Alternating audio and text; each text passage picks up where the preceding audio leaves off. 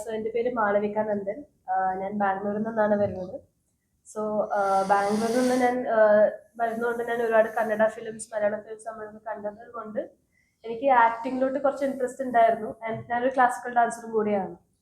So ഈ അച്യുതാവതാരം എൻ്റെ അടുത്ത് സ്ക്രിപ്റ്റ് കൊണ്ട് വന്ന സമയത്ത് അവരുടെ മെയിൻ എന്താ പറയുക ഒരു കണ്ടീഷനായിരുന്നു ഹീറോയിന് ക്ലാസിക്കൽ ഡാൻസും കൂടി അറിയണം. കാരണം ഇതിലൊരു വലിയൊരു എലമെന്റ് ആണ് ക്ലാസിക്കൽ ഡാൻസ് ആയിട്ട് നമ്മൾ കൊണ്ടുവരാൻ പോകുന്നത്.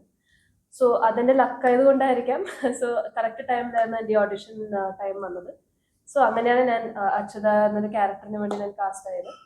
ആൻഡ് എന്നെ കുറിച്ച് പറയുകയാണെങ്കിൽ ഞാനൊരു കുറച്ച് 2-3 ഷോർട്ട് ഫിലിംസ് ഞാൻ ചെയ്തിട്ടുണ്ടായിരുന്നു. ആൻഡ് സെപ്റ്റംബർ 13 എന്നുള്ളൊരു കന്നഡ ഫിലിം ആൻഡ് സ്വരം എന്നൊരു മലയാളം ഫിലിം, ഇതിലൊക്കെ ചെറിയ ചെറിയ റോളായിരുന്നു ഞാൻ ചെയ്തിട്ടുണ്ടായിരുന്നത്. സോ ഇതാണ് എൻ്റെ ഡെബ്യൂ ഹീറോയിൻ ആയിട്ടുള്ള എൻ്റെ ഒരു ഫിലിം. സോ ഇതൊരു മലയാളം ഇൻഡസ്ട്രിയിൽ തന്നെ ഇത്രയും നല്ലൊരു സ്റ്റോറിയും കൊണ്ട് ഞങ്ങൾ വരുമ്പം എനിക്കത് വളരെ ഒരു എക്സൈറ്റ്മെന്റോടെയാണ് ഞാൻ എത്തിയിരിക്കുന്നത്. സോ അച്യുത അവതാരം എന്ന് പറയുന്നത് അച്യുതയുടെ ഡിഫറെന്റ് എന്താ പറയുക ഷെയ്ഡ്സ് ഓഫ് ക്യാരക്ടറാണ്. സോ അവൾ എങ്ങനെയാണ് ഒരു സൈബർ ക്രൈം സിറ്റുവേഷൻ വരുന്ന സമയത്ത് അവൾ എങ്ങനെയാണ് അതിനെ നേരിടുന്നത്, ആ സമയത്ത് what are the transformation she goes through. So അതാണ് ഈ കഥയുടെ മെയിൻ ഒരു കോർ എന്ന് പറയുന്നത്. സോ ഇതിൽ നമ്മൾ ഫാമിലി എലിമെന്റ് കൊണ്ടുവരുന്നുണ്ട്, ഒരുപാട് റിലേഷൻഷിപ്സ് നമ്മൾ എന്താണ് ഇമ്പോർട്ടൻസ് കൊടുത്തിട്ടുണ്ട്. സോ ഒരു ബ്രദർ സിസ്റ്റർ റിലേഷൻഷിപ്പ് ആയിക്കോട്ടെ, ഒരു സൈബർ ഇഷ്യൂ ഒരാളുടെ ലൈഫിൽ വരുമ്പം അത് എഫക്ട് ചെയ്യുന്നത് ആ ഒരു ഇൻഡിവിജ്വൽ മാത്രമല്ല, സോ ഒരുപാട് ഫാമിലീസിനും കൂടിയാണ്. സോ നമ്മൾ ദിവസം ന്യൂസിൽ ഒരുപാട് കാണുന്നതാണ്, എത്രയോ ഫാമിലീസ് ഇതുകൊണ്ട് എഫക്റ്റ് ആയിട്ടുണ്ട് സ്കാംസ് കാരണം. ദിവസം നമ്മൾ ന്യൂസ് കണ്ടുകൊണ്ടിരിക്കുന്ന സമയത്താണ് ഈവൻ ഡയറക്ടറിന് പോലും ഒരു പേഴ്സണൽ ഒരു ഇൻസിഡന്റ് ആയിട്ടുണ്ടായിരുന്നു. സോ അതൊക്കെ ഒരു ഇൻസ്പയർ ചെയ്തിട്ടാണ് നമ്മൾ അച്യുതാവതാരം ഇവിടെ ഓഡിയൻസിന് വേണ്ടി കൊണ്ടുവരുന്നത്. സോ ഇതൊരു സൈബർ ക്രൈമിന് അഗേൻസ്റ്റ് ഒരു അവയർനെസ് ആയിട്ടും കൂടിയാണ് നമ്മൾ കൊണ്ടുവന്നിരിക്കുന്നത്. സോ ഇവിടെ എല്ലാവരും ന്യൂ ഫേസസ് ആണ് except for Munshi sir, Dileep sir ആയിക്കോട്ടെ, and Avinash sir and Seemaji മാം.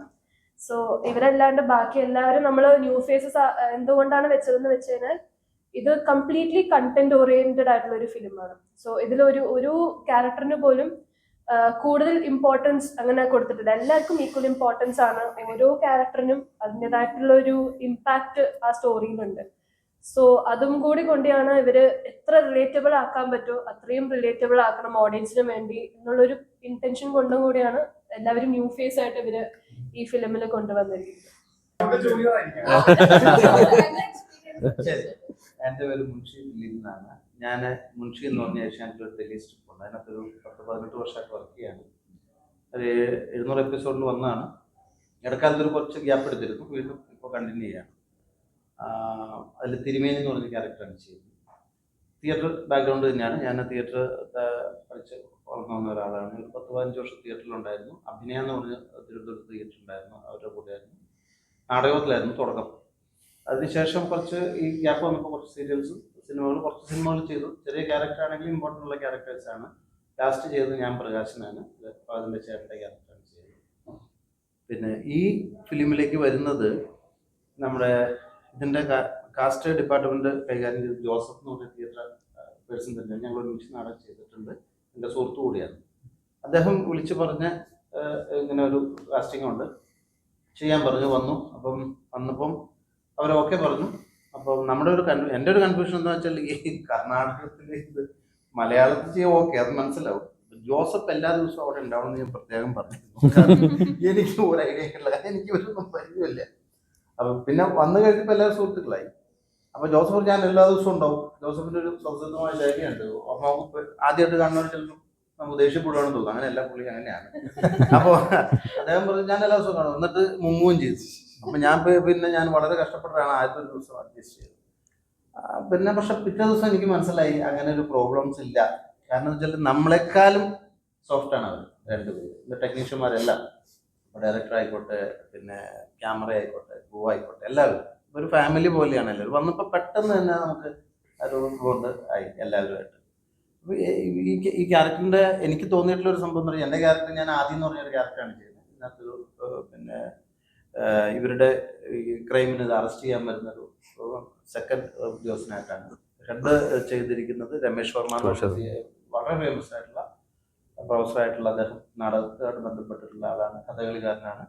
അദ്ദേഹമാണ് ചെയ്തിട്ടുള്ളത്. അദ്ദേഹം കൂടെ ഇല്ല. പിന്നെ 2-3 പേര് കൂടെ നമ്മുടെ സ്ഥലത്തില്ല, അവർ കൂടി വേണ്ടതായിരുന്നു എനിക്ക് ആഗ്രഹമുണ്ട്. അപ്പൊ അവരെ കൂടി മെൻഷൻ ചെയ്യാതെ പോകാൻ പറ്റില്ല. കാരണം അത്രത്തോളം ഈ ഇരിക്കുന്ന ഓരോ ആളുകളും, ഞാനത് അതിന് മുമ്പ് പറഞ്ഞു, എന്താന്ന് വെച്ചാല് നമ്മൾ വന്ന് കാണുമ്പോൾ ഇവർ ചെയ്യുന്ന കാണുമ്പോൾ ഈ ഇപ്പം ഓരോരുത്തരെ എടുത്താലും അവരുടെ ക്യാരക്ടർ, ഇപ്പം അതിനകത്തുള്ള പേഴ്സണാലിറ്റി ക്യാരക്ടർ വന്നു കഴിഞ്ഞാൽ ഇയാള് ഇതിനു വേണ്ടി കൊണ്ടുവന്നാണെന്ന് നമുക്ക് തോന്നും. അത്ര പെർഫെക്റ്റ് ആയിരുന്നു എല്ലാവരും. അത് ഞാൻ ഇവരോട് പറഞ്ഞിട്ടുമുണ്ട്. കാരണം വെച്ചാൽ വേറെ ഒന്നും മോൾഡ് ചെയ്യേണ്ട വന്നിട്ടില്ല സാധനം. നമുക്ക് ചില സാധനത്തിൽ നമ്മൾ ഹോംവർക്ക് ചെയ്യാറുണ്ട് പലതിനും. ഇപ്പൊ ശിവനെയൊക്കെ പിടിച്ചു നിർത്തിയിട്ട് ശിവനോട് നടക്കാൻ പറഞ്ഞ ശിവൻ ആ ക്യാരക്ടറാണ്. ഞാൻ ശിവനോട് പറയുകയും ചെയ്തല്ലേ. അപ്പൊ അത് അവർ ഉദ്ദേശിച്ച കറക്റ്റ് ആളുകളെ കിട്ടി എന്നുള്ളതാണ് ഈ പ്രോജക്റ്റിന് ഏറ്റവും വലിയ ഭാഗ്യമായിട്ടുള്ളത്. അതിൽ ജോസഫിന് ഒരുപാട് പങ്കുണ്ട്. ജോസഫ് അവിടെ മിക്കവാറും ആളുകളെ സെലക്ട് ചെയ്ത് എല്ലാവരും മിക്കവാറും തിയേറ്റർ ആർട്ടിസ്റ്റുകളാണ്.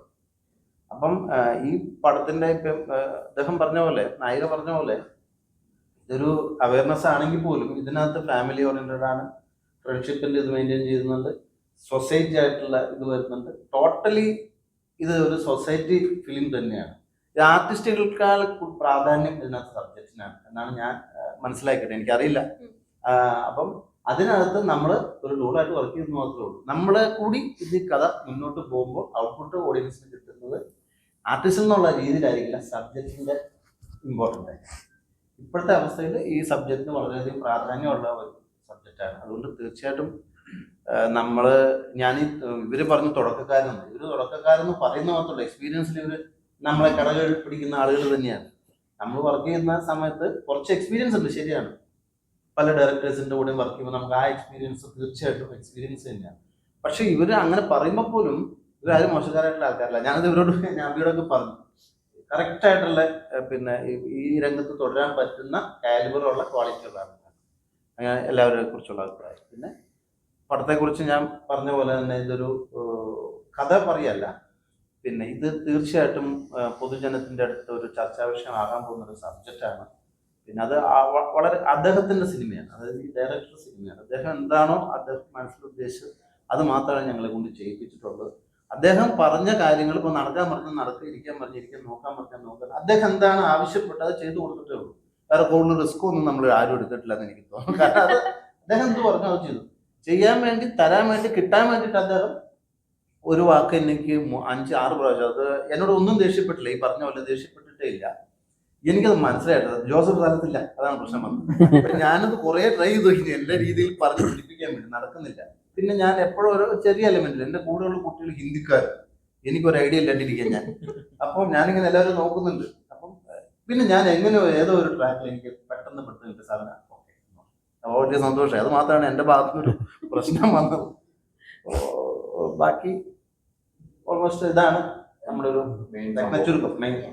ബാക്കി കഥ പറയേണ്ട ആവശ്യമില്ല, നമ്മൾ കണ്ടു മനസ്സിലാക്കി. എന്തായാലും ഇതൊരു പ്രേക്ഷകർക്ക് വളരെ അത്യന്താപേക്ഷിതമായിട്ടുള്ള ഇന്നത്തെ സാഹചര്യത്തിൽ